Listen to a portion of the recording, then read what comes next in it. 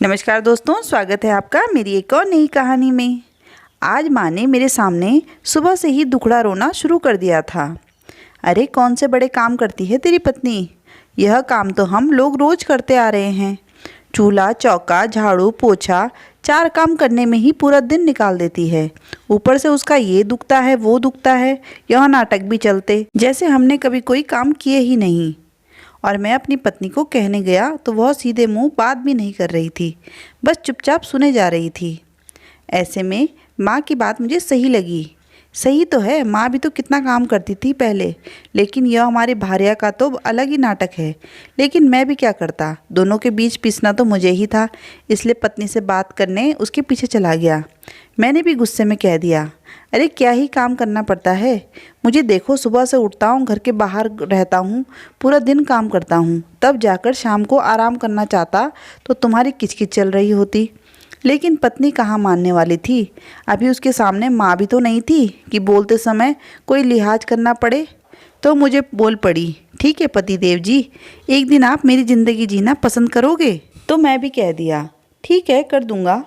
उस दिन तुम कुछ भी काम मत करना, बस बैठी रहना। यह जो दिन भर यहाँ वहाँ अड़ोसी पड़ोसियों के घर चली जाती हो, बचे कुछ टाइम में अपने मायके वालों से फ़ोन पर बात करने में लगा देती हो। अगर पूरा दिन टाइम पास नहीं करोगी तो 2 घंटों में काम निपट जाएगा। पत्नी एक बार मुस्कुराई और कहा, नहीं नहीं पतिदेव जी, आपको पूरा दिन घर का काम नहीं करना है, बस आपको मेरे हिस्से के 3 ही काम करने हैं। बस 3 काम? बताओ भला कौन से हैं? मैंने भी पूछ लिया तो पत्नी बोली, पहला काम मैं कपड़े धोऊंगी, आपको बस उन्हें सुखाना है। दूसरा काम मैं सारे बर्तन साफ़ करूंगी, आपको उन्हें बस जमाना है। और तीसरा काम मैं सारे घर में झाड़ू पोछा करूंगी, बस आपको कचरा उठाना है। मैंने एक शरारती मुस्कान के साथ कहा, तुम भी ना अच्छा खासा मौका दे रहा था आराम करने का, हाथ से गंवा रही हो। चलो ठीक है, कल सुबह तैयार रहूँगा। सुबह हो गई, सबका चाय पानी नाश्ता हुआ। उसके बाद पत्नी ने सारे बर्तन धोकर टोकने में रख दिए तो मैं वो बर्तन जमाने के लिए आगे बढ़ा। उतने में पत्नी बोली, अरे अरे पतिदेव जी, बर्तन के ऊपर का पानी निथारने दीजिए। उसके बाद यह चीनी के जो कप हैं उनको वहाँ सामने रखना है। और हाँ, पहले कपड़े से पोंछ लेना। फिर यह जो प्लेटें हैं उनको सिंक के नीचे वाले हिस्से में रखना है। इनको भी अलग अलग रखना, एक के साथ एक रहेगी तो उनके अंदर पसीना जम जाएगा। और यह चाय की केतली, इसे धूप में रखना, जो खिड़की से आती है वहीं पर रख दीजिएगा क्योंकि स्मेल चली जाए। और यह माँ जी के दवाई का गिलास उनके कमरे में रखना, अच्छे से सूख करके रखना। मैंने उसकी बात सुनी और ठीक वैसे ही बर्तन जमाने लग गया। बर्तन जमाते जमाते कब 15 मिनट निकल गए पता ही नहीं चला। क्या करता, चीनी की प्लेटें थी, हल्के हाथ से साफ़ करनी पड़ी, टूट जाती तो डर था। रोज़ माँ मेरी पत्नी को सुनाती है, कहीं आज मुझे सुनना ना पड़े। फिर पत्नी ने झाड़ू निकाली और कचरा वहीं रहने दिया।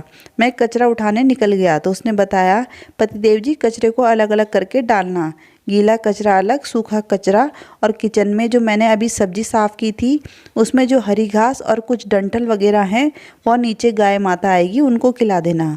साथ में रात की रोटी भी रखी है, वह भी ले जाना। मैं भी एक हाथ में गीला कचरा, एक हाथ में सूखा कचरा और किचन का कचरा सब लेकर आंगन में दाखिल हुआ। कॉलोनी में पहले से ही गाय माता अपने दर्शन दे रही थी तो मैं उनके पास गया, उनको रोटी खिलाने लग गया। तो माँ जी ने थोड़ा बहुत खाया, थोड़ा बहुत कचरा फैला दिया, फिर वापस से झाड़ू लेकर उसे साफ़ करने में लग गया। कचरे की गाड़ी की आवाज़ तो आ रही थी, गाड़ी वाला आया घर से कचरा निकाल। लेकिन गाड़ी अभी तक आई नहीं, शायद जगह जगह पर रुकते हुए आती है, इसलिए समय लग रहा था। तो उसका इंतज़ार करते करते खड़ा हो गया। अकेले अकेले इंतज़ार करने में बोरियत होने लगी तो अपना मोबाइल निकाल के बातचीत करना शुरू कर दिया। 5 से 10 मिनट के बाद गाड़ी आ गई तो उसमें कचरा डाल के फिर से घर में दाखिल हो गया। निकल गए 15-20 मिनट। थोड़ी देर बैठ गया। पत्नी को देखा तो मैडम सारे कमरों में कपड़े इकट्ठा कर रही थी धोने के लिए। मैंने सोचा अभी कपड़े धोने में टाइम है, तब तक आराम कर लूँ। तो बाथरूम में से ज़ोर ज़ोर से मोगरी की आवाज़ आने लगी। ऐसा लग रहा था कि पत्नी कपड़ों को धो नहीं रही, दिन भर के अपने फ्रस्ट्रेशन को निकाल रही है। इसलिए मैं तमतमाते हुए बाथरूम के पास गया और उसे बोलने ही वाला था कि गुस्सा निकालना ही है तो मुझ पर निकालो, कपड़ों पर नहीं। तब देखा कि वह मेरी ही जीन्स को रगड़ रही थी जिसके ऊपर मैंने कल सब्जी गिरा के रखी थी। मैं अपनी बात मुंह में दबाए बाहर निकल आया। थोड़ी देर बाद वह 2 बाल्टी कपड़े मेरे सामने रखते हुए बोली, इन्हें सुखा कर आइए। और हाँ, इसमें यह जो साड़ी है इसका रंग जाता है, इसलिए इसे छाँव में सुखाना। और यह जो शर्ट और पैंट है इनको उल्टा करके सुखा दो ताकि इनका रंग भी ना जाए और धूप भी लग जाए। सारे कपड़ों को क्लिप लगा देना और अलग अलग दूर दूर सुखाना ताकि ठीक से अच्छे सूख जाएं। पता नहीं बारिश कब आए और इन्हें उठाना पड़े। मैंने उसकी इंस्ट्रक्शन सुनते हुए बस हाँ में गर्दन हिलाई और ऊपर छत की ओर चला गया। छत पर जाते से ही एक एक कपड़ा अलग अलग करके सुखाने लग गया। पैंट को उल्टा करके डाली, शर्ट की बटन लगाए, रस्सी पर लगे कपड़े सुखाते हुए देखा कि कॉलर और पैंट के ऊपर के दाग निकल चुके थे। मन ही मन खुद को पत्नी की तारीफ करने से नहीं रोक पाया। फिर बच्चों के छोटे छोटे कपड़े, उनको सूखना तो बड़ी मुश्किल का काम लगा। जैसे डालता वैसे ही हवा का झोंका उन्हें उड़ाता था। एक हाथ से कपड़ा पकड़ता, एक हाथ से चिमटी लगाता। जैसे तैसे कपड़े सुखाने में आधा घंटा चला गया। तो इतने में पड़ोस की दादी भी उनके छत के ऊपर आ गई। अब उन्हें प्रणाम नमस्ते करना जरूरी था। अगर नज़रअंदाज करते हुए चला जाता तो न जाने क्या सोचती, कैसा लड़का है, बात तक नहीं करी। इसलिए उनसे बतियाने लगा। समय तो आगे बढ़ ही रहा था। थोड़ी देर बात करके नीचे की ओर आ गया तो पत्नी खाना बना चुकी थी। सिंक में बर्तन जमा हो चुके थे। कढ़ाई, तवा, चम्मच, मिक्सी के जार, चकला, बेलन और न जाने कितने सारे। बीच बीच में आने जाने वाले भी चल रहे थे, इसलिए चाय के बर्तन वापस से सिंक में हाजिर हो गए। पत्नी ने वह सारे बर्तन साफ किए और सबको खाना परोसने लग गई। सबने खाना खाया और फिर से सिंक में बर्तन जमा हो गए सबके खाने के। मैं जो पहले के ही बर्तन जमा रहा था, तब तक पत्नी ने दूसरे बर्तन धोकर रख दिए और दया के भाव से मुझसे बोली, अब इन्हें रहने दीजिए, दोपहर बाद जमा दीजिएगा। मैंने देखा इतनी देर में सुबह से वह एक बार भी बैठी नहीं, ना ही उसने अपने फ़ोन को हाथ तक लगाया। तो मैंने इतराते हुए कहा, क्या बात है, आज तुमने एक बार भी फ़ोन नहीं उठाया? तो वह हल्की सी मुस्कुराहट के साथ बोली, आपको ही तो फ़ोन लगाती हूँ, आज आप घर पर हैं तो क्यों लगाऊँ? इस पर मैंने कहा, क्यों, मायके में किसी को नहीं लगाती? माँ तो कहती है कि दिन भर मोबाइल पर लगी रहती है। मेरी तरह मायके की औरतें भी काम में ही बिजी रहती हैं, त्योहार पर छुट्टियों के दिन बातचीत कर लेते हैं। माँ ने ऐसे बोला तो ठीक ही बोला। बच्चों की ट्यूशन वाली, गैस कनेक्शन वाला, डिस्क वाला, कोरियर वाले, आधे से ज़्यादा काम तो आजकल मोबाइल पर ही होते हैं। वह निर्विकार भाव से बोली। फिर बच्चे स्कूल से घर आ गए तो उसने वापस से गैस जलाया, बच्चों को उनके पसंद से खाना खिलाया। बच्चों के टिफ़िन वापस से सिंक में हाजिरी देने आ गए। फिर से उनके खाने की प्लेटें वहाँ जमा हो गई। पत्नी ने उन्हें भी धोया और एक साइड रख दिया और झाड़ू निकालने लग गई। बाकी यह सुबह से ही दूसरी बार के झाड़ू थे। कचरा तो हो चुका था। इतने में ही माँ की आवाज़ आई चाय बनाने के लिए, तो वह चाय बनाने लग गई।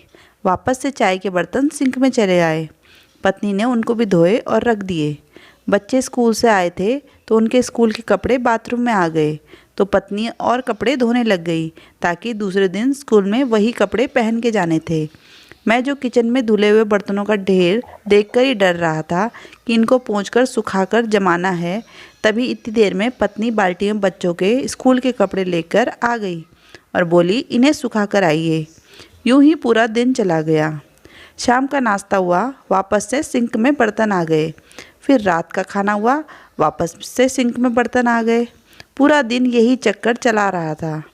अभी मैं इस काम से पक गया था तो सच में मुझे पत्नी पर दया आ गई। जिन चीज़ों को सिर्फ सुखाने में मुझे आलस आ रहा था, उनको तो मेरी पत्नी धोकर चमकाती है, फिर सुखाती है, उसके बाद प्रेस करके अच्छे से जमाती है। न जाने यह काम रोज़ करके वो कितनी ही ऊब चुकी होगी। और कुछ सालों से तो उसने मुझे भी फरमाइश करना छोड़ दिया है। कहीं ना कहीं उसके इस बर्ताव से मैं भी उसे घमंडी समझने लगा था। रात को मैंने पत्नी से कहा, आज मुझे पता चला कि तुम दिन भर कितना काम करती हो और कितने अच्छे से करती हो, लेकिन एक बात बताओ, तुम मेरी माँ से बात क्यों नहीं करती? उनका ख्याल रखती हो, फिर वह तुमसे गुस्सा क्यों रहती है? तो पत्नी बोली, आज आपने एक दिन मेरे हिस्से का थोड़ा काम करके देखा तो आपको मेरी हालत का पता चला। माँ जी तो यह ज़िंदगी खुद जी चुके हैं, दिन भर खुद अपनी आंखों से मुझे देखती हैं, इसके बाद भी संतुष्ट नहीं रहती, कमियां निकालती हैं, मेरे शरीर के दर्द को नाटक समझते हैं।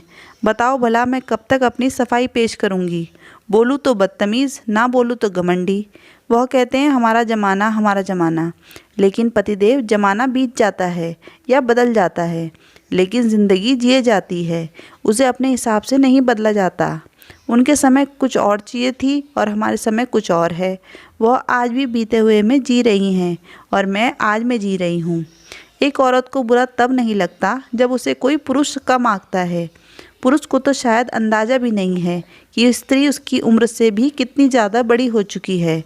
जिम्मेदारियां उठाते उठाते जब वह पैरों पर खड़ा होना चाहती थी, तब उसको शादी के बंधन में बांध दिया जाता है। जब वह घर संभालना सोचती है, उस समय उसके ऊपर बच्चों की जिम्मेदारी आ जाती है, जबकि वह खुद ही बच्ची रहती है अपने मन से। और जब घर और बच्चे दोनों संभाल लेती है, तो आगे उससे उम्मीद की जाती है कि अब वह अपने पैरों पर खड़े रहे, 4 पैसे कमाए।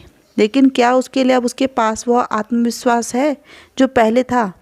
अरे वो तो कब का उसके घर वाले उसके अंदर से निकाल चुके हैं, उसके अंदर छोटी छोटी चीज़ों में कमियां निकाल निकाल कर। और वह समाज में एक उपहास ही बनकर रही है, सिर्फ इसलिए क्योंकि वह 4 दीवारों के बीच में रहती है। खैर छोड़िए, यह तो हम औरतों का रोज का है। इसलिए एक समय सीमा के बाद हम अपने बारे में सफाई नहीं देती और चुप्पी को ही अपना गहना समझकर ओढ़ लेते हैं। स्त्री को सही मायने में बुरा तब लगता है जब एक औरत ही उसकी कद्र ना जाने। पत्नी की बातें सुनकर मैं निशब्द रह गया। दोस्तों, आज की कहानी आपको कैसी लगी हमें कमेंट में ज़रूर बताइएगा। कहानी पूरी सुनने के लिए धन्यवाद।